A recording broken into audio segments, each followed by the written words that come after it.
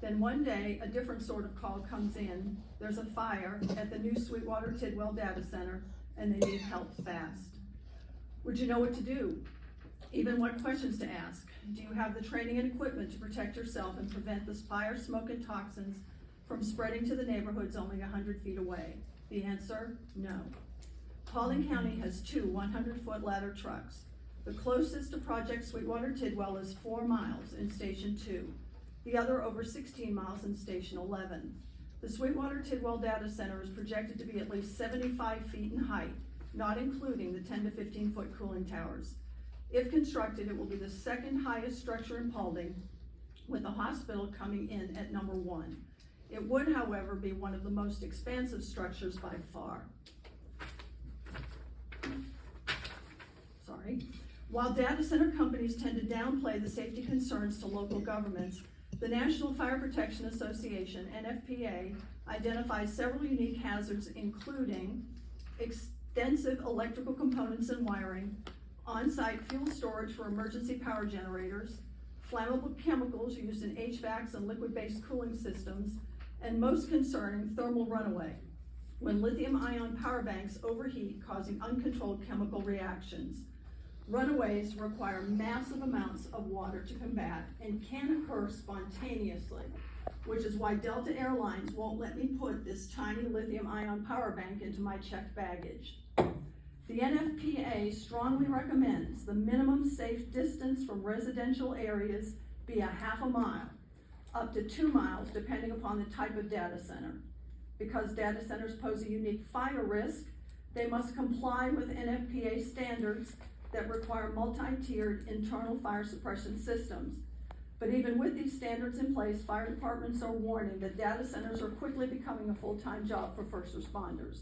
Case in point, the fire department in Jerome Township, Ohio was called to their 2 Amazon data centers a staggering 84 times in just 4 years. Since the first facility opened in 21, they had responded to dozens of incidents. But then in 25, a major fire ignited on a rooftop HVAC unit.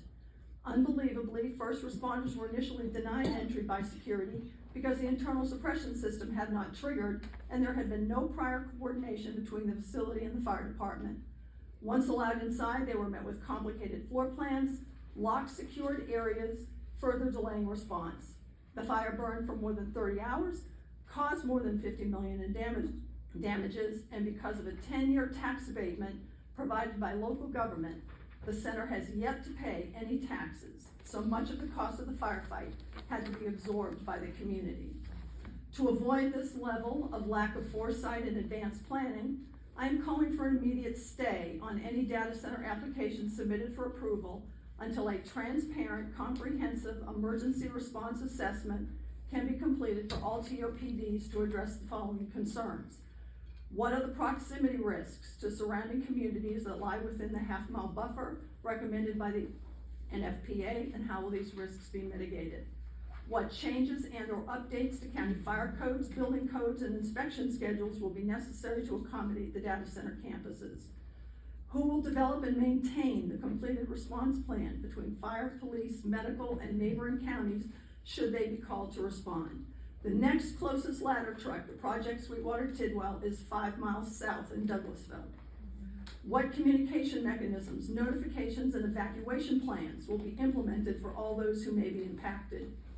What additional data center specific equipment would need to be purchased, housed, and maintained by the county? What immediate and recurrent training will be required to ready our firefighters and other first responders? Finally, to ensure Paulding is prepared in the event of a major data center emergency, what will the financial burden be on the residents of Paulding County who were given no voice in the decision to build these centers here in the first place? Thank you.